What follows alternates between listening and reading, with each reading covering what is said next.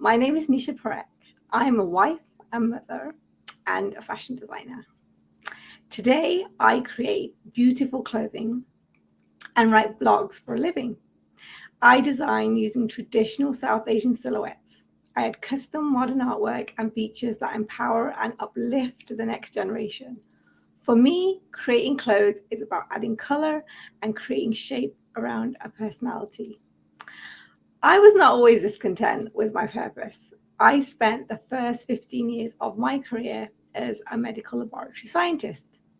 The change in careers came when I stopped attempting to live the life I thought others wished for me. I took ownership of my past traumas. I did this by developing my self awareness. Let me give you some context. Like many in the South Asian community who have generational trauma, I took on the survival patterns of my parents as I grew into an adult. I was conditioned to believe the keys to successful living were focusing on a career, getting married, and having kids soon after. My parents' life before immigrating was not lavish, but they were comfortable. Most importantly, growing up, they had the support of a well established community. They encountered the hardship when they moved to England. My father immigrated as a child from a middle class life in Kenya into a terrace house in the UK with over 10 people living in it and three sharing a bed. This was during the 60s when racism was prevalent. My dad tells stories of being beaten en route to and from school. As a child and into adulthood, they desperately needed to assimilate into the British culture while retaining their Indian identity. Contrary to glorified notions of the West, my parents experienced life in the UK as a demotion. They were now at the bottom of the social ladder. My parents had different approaches to the loss of living in the UK, of their status living in the UK. My father wanted status, money, and a place where he still commanded authority. He turned to our household. Like a desperate dictator, he made juvenile grabs at power. He created elaborate rules so he could be satisfied with seeing them obeyed. Toxic masculinity is often discussed in the context of a loss of white male privilege. The downtrodden white guy who no longer sees a place for himself in society and retaliates through violence.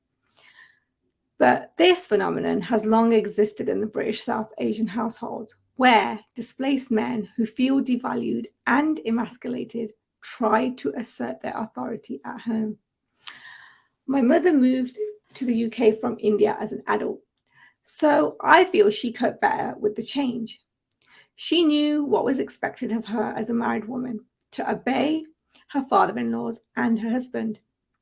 Her strategy was to go along as if everything was okay, to side with my father at any cost, to be a peacekeeper and silence any emotions in fear of causing more turbulence. In true British style, as children, we had to smile, keep calm, and carry on. Due to their trauma, my parents always pushed us hard and they weren't lavish with praise. I was frequently told how lucky I was and how much I had and how little my parents had got from theirs. I was conditioned to excel and always be productive, to put my financial stability first and my emotional needs last. My dad always pushed me in the realm of education and told me I had to be the best, but he never actually said I was the best. A good day in my childhood was when nothing bad happened. This put a low ceiling on happiness. I tried my best to be the good girl, say the right things, and keep out of trouble. As a kid, I would come home and take off my shoes, wash my hands, and change into my inside clothes. This sounds like a description of pandemic life, but it was one of my childhood. As the daughter of South Asian immigrants, this was my after-school routine. There was a sharp distinction between inside and outside once I was in the house. We had to adhere to many unwritten rules alongside navigating school and housework. My siblings and I lived in a constant state of hypervigilance. Situations constantly triggered me as I navigated all of my father's moods and emotions daily. Asian cultures are typically high context cultures in which gestures, body language, eye contact, pitch, intonation, and word stress, and definitely silence, are as important as actual words. We silently watched as my mother took the brunt of the stress and the abuse. In our community, respect was given to the elders. They passed down the knowledge of our ancestors. They had the final word. While this can definitely create harmony, it can also create massive power imbalances and is detrimental to the dynamics of family. Emotional stoicism and family honor are valued above everything within my community. Vulnerability is often seen as a sign of weakness. This mentality silences many women, making them feel overwhelmed, and too often they struggle in isolation. My parents regarded the world beyond our home with suspicion. They didn't really socialize, organize dinner parties, or host playdates. Light-hearted game nights, leisurely vacations, and trips to see friends were very rare. My socializing in high school was confined to one or two pre-approved friends and strictly no boyfriends. Time with friends was only okay when it was a slow season in the family business. There were many double standards, which was confusing for me as a child. As much as they wanted me to assimilate, they wanted me to understand that I was Indian and I would lead an honorable life, educating myself and marrying a suitable boy in the community. I would be so envious of how much freedom my white friends had.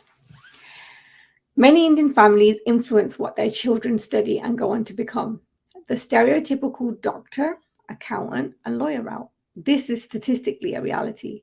There isn't the luxury of relying on your family for money, and sometimes our choices aren't our own. We must be selfless. As a teenager and well into my 20s, I doubted my abilities, and I lived with anxiety and fear of failure. Due to my lack of self-confidence and need for this validation, I pursued the same degree as my older sibling. I enjoyed most of the courses I took and the student lifestyle. I was finally free to live how I wanted and make my own decisions. Once I moved back home and started working, I realized something was very wrong. I didn't feel passionate or driven. The environment at home was, as it always was, toxic. The anxiety and pressure to succeed returned, and the mundane feeling of a 9-to-5 job set in. I knew then that if I didn't change something, my trajectory would be this career until I retired. I didn't heed that call then.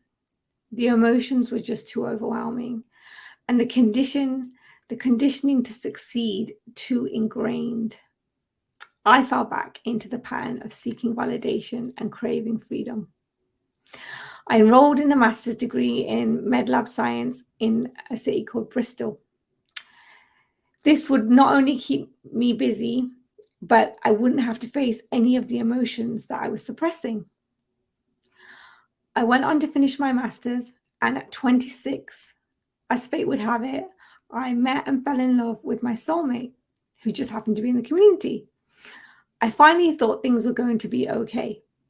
We got married and I moved to Canada to live with him and his family. Once married, I realized life as a daughter-in-law was very different from what I had imagined or been conditioned to believe.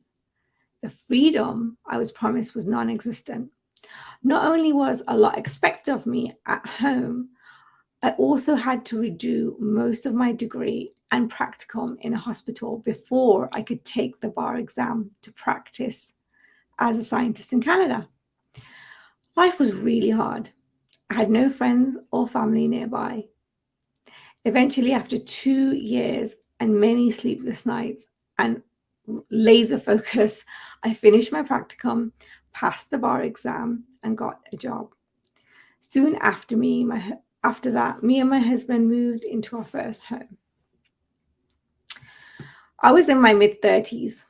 by this point, a wife and mother, working a decent, high-paying job and living in my own home, in my own terms. So I guess if I was to gauge my success by being educated, married in the community, and a mother in societal terms and societal constructs, I'd made it. The problem was I still wasn't happy, especially in my career. I was in a job where I was making a difference. However, I was not valued. I'd been running from one goal to the next goal, thinking that would make me happy. I was spending frivolously on things I didn't need and just waiting for the weekend. I felt very lonely. There was a huge void. There was no creativity in my work. I felt my world would come crashing down if I talked about these feelings. And most of all, I felt shame and guilt. I thought I should be grateful for what I had. So many people around me didn't have what I had. I had suppressed all my trauma at that point. Thinking about it, I wasn't even aware I had any, let alone how much it dictated my actions and thinking. A pivotal moment of change came when a young member of the community passed away suddenly. I got this feeling in the pit of my stomach. I had felt this familiar feeling when I started my first job and again on my maternity leave when I spent countless hours breastfeeding. It began as a whisper and then grew louder as time went on. Although I was really happy in my marriage and I adored my children, I just didn't know who I was. Well, my child at the time. I didn't know who I was and what my values were anymore. These feelings kept resurfacing in those quiet moments. I realized that if life could get taken away at any moment, why not go after what I want?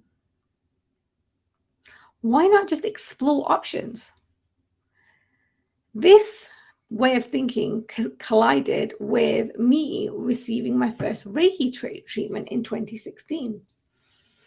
I won this Reiki treatment at a local festival. These events led me to a spiritual awakening. Until then, I hadn't even questioned my way of thinking or living. How much of it depended on the societal structures and rules that were placed on me from birth and how much I actually believed. To help process these feelings, I leaned into my spiritual practices of prayer and meditation. This was the time I started to listen to my needs. I added more self-care to my days and coached myself to speak positively. A book that helped me sort through my systems of living was a book called The Code of the Extraordinary Mind by Vishen Lakhiani. I'm not quite sure how I got hold of this book. This book talked about transcending the culturescape, stepping outside your perceived world, so you can start to recognize the relative truths that can be changed and thereby free yourself. On this journey, I also did hours of breath work, EFT, Reiki, meditation to break through all the conditioning and limiting beliefs that I had carried all my life. I didn't know it at the time as it was very, very organic, but I was slowly transforming my mindset from one of lack to abundance. It took me 2 more years of soul searching, trauma healing, reading many self-help books, and a breakdown in my second pregnancy in McDonald's. There was some weird cravings on that pregnancy for me to fully commit to changing my career. A significant breakdown like mine can open doors to several breakthroughs if I was willing to lean into the discomfort. In those 2 years, I removed all the distractions and excuses that kept me from being my best self. I felt strong enough now within myself to take charge of my reality. Let me tell you what most people don't. Some days were hard as the pain of the past traumas overtook any desire for me to move forward. I had to keep reassuring myself that healing my past was exactly what had to happen for me to move forward. Some days it was a win if I even brushed my teeth and had a shower.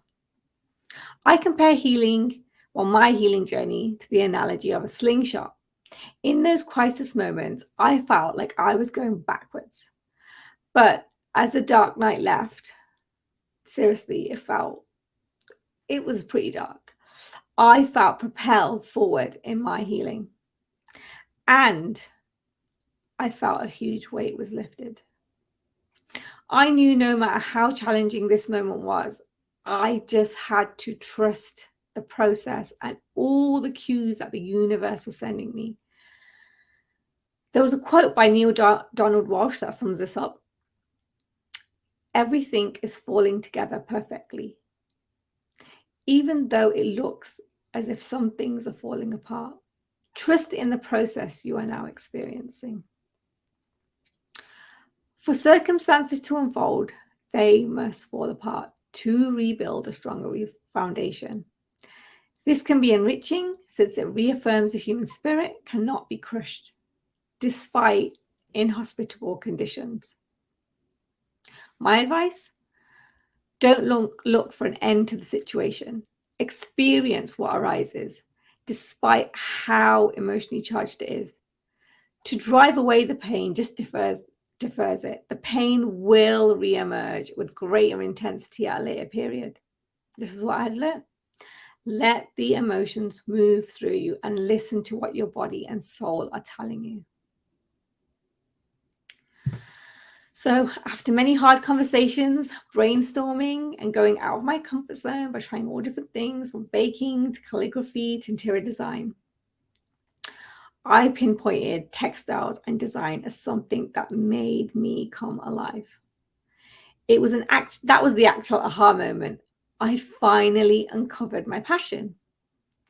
As a kid, I grew up surrounded by the whimsical, fun elements of British fashion and my mum's Indian wear, including all her saris. I was amazed at the sheer variety of India's vibrant, culturally diverse, and colourful aesthetics. I found inspiration from the simple lines and tailoring of British clothing and the complexities of India's intricate clothing prints, textiles, and silhouettes. I wanted to create clothing that represented both my identities, clothing I was searching for but had never found for me and my daughter. Unfortunately, that was a problem. I was terrible at sewing. I just couldn't sew. The last time I'd attempted sewing, I was an impatient, anxious 15-year-old in a home economics class. I knew if I wanted to excel in fashion, I had to learn, and there was no time like the present. Picture this. I was 8 months pregnant, belly on the table, figuring out how to thread a sewing machine. I had taken a beginner's class. It felt terrifying and amazing to create these beautiful fabrics.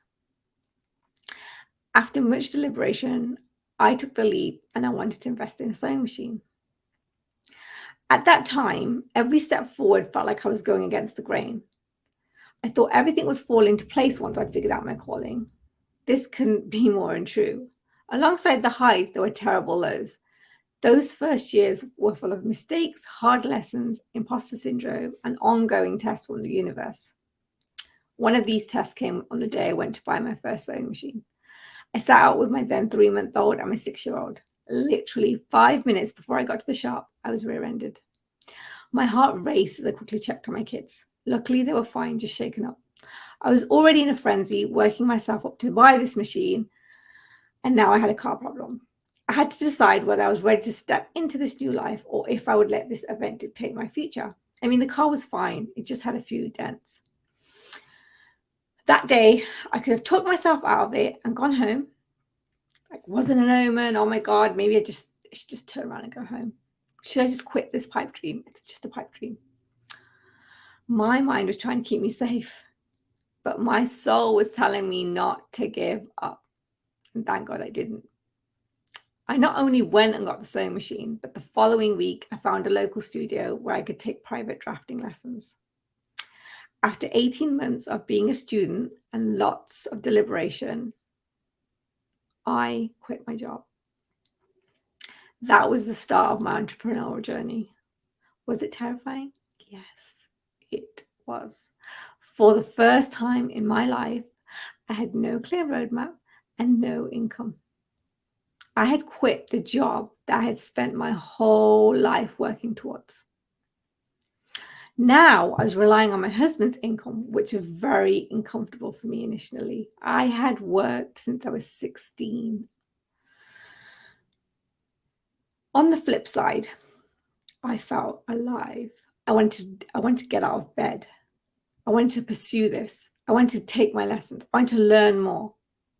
And I loved how much freedom I finally had. I could be more present with the kids, pick them up from school, listen to them, go to the park. It just felt more present. I knew this was the right decision. I had found my passion, and it was not long until that aligned with my purpose. Organically, my healing and my art merged. As I had more free time, I was more creative. I painted and I drew in my spare time. I love creating patterns. So one evening, I drew a design full of colorful lips, which was inspired by an artist, Andy Warhol, and traditional Indian motifs that reminded me of my trips to India.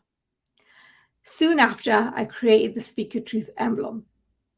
At that point, I had no idea why I had drawn that particular slogan. Now I realize it was coming from my inner wisdom. As a kid, I had been silenced. My emotional needs were never met. This caused so much turbulence. These words literally leapt out onto the page when I allowed myself to surrender. These messages were within me. When I looked at my daughter, I saw this confident, courageous, fierce little girl. She had been like this since I could remember. It occurred to me that children are born with that confidence. They don't just gain it over time. I reminisced.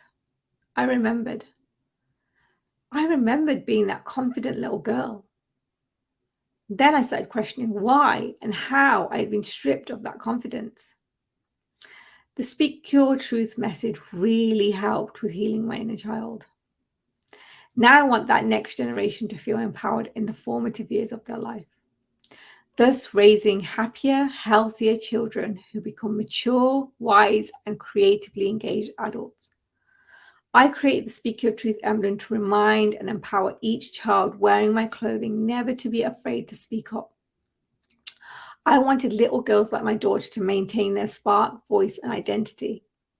If they wore clothing or saw themselves represented in current pop culture that made them feel valued, maybe they would never lose sight of their power. It was a good start. On this healing journey, I have realized vulnerability is courageous. It brings healing and strength if nurtured in a safe space. I was always afraid to open up to other women. Growing up, I had seen so much manipulation and gossip within female relationships. I was bullied intensely by girls at school for how I looked and how I behaved. This made it really hard for me to trust women and form groups of female friends. Now that I can be more vulnerable and have the language to identify and deal with my past traumas, my view of women and how I interact with them is entirely different. I have a group of supportive women and men who are also finding their way back to themselves in an authentic spiritual way, tapping into their inner wisdom. Together, we are unlearning the rules that have been placed on us in an attempt to break the cycle. I firmly believe that the women and men, that if they connect and share their stories, the more collective healing can happen and these generational patterns and cycles can be broken. Building resilience through open and loving communication between generations is one of the best ways to loosen generational trauma's grip.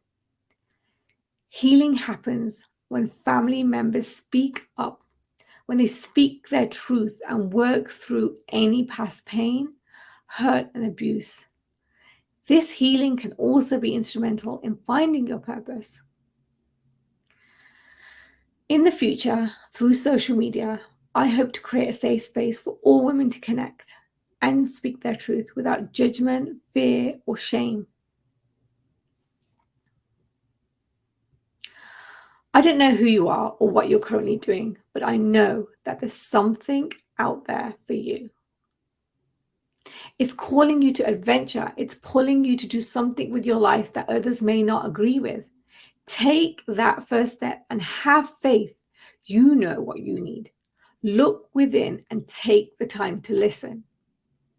You may face unexpected challenges. We all do. But changing your mindset won't guarantee that everything will be okay, but it does give you an insight, and it gives you the strength to believe that you will be okay, that you can handle what life dishes up. And it will also help you create a life that feels more fulfilling and less empty. The first step in any change is recognition. You can't change what you don't acknowledge.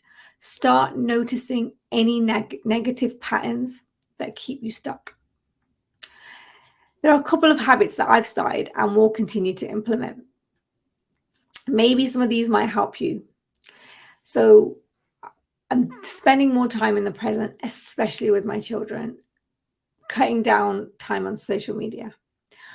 I feel proud of myself. I'm proud of my choices, everything I've overcome, the life that I've built, and the wife and mother that I am. I remind myself of that. I'm being patient with myself and allowing myself grace. And I'm letting go of my people-pleasing tendencies by creating healthy boundaries and saying no to anything or anyone that does not align with my values. With my art, writing, and clothing, I want to help others step into their power by living their truth and creating magic.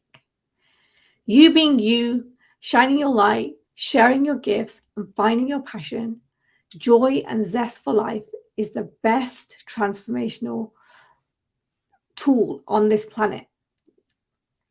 You being authentic, you being love, you loving unconditionally. Thank you for taking your time to listen and be here with me today. I value each and every one of you. Please reach out if you think that I can help in any way. And if you resonated, please check out my website and subscribe to my newsletter and blog.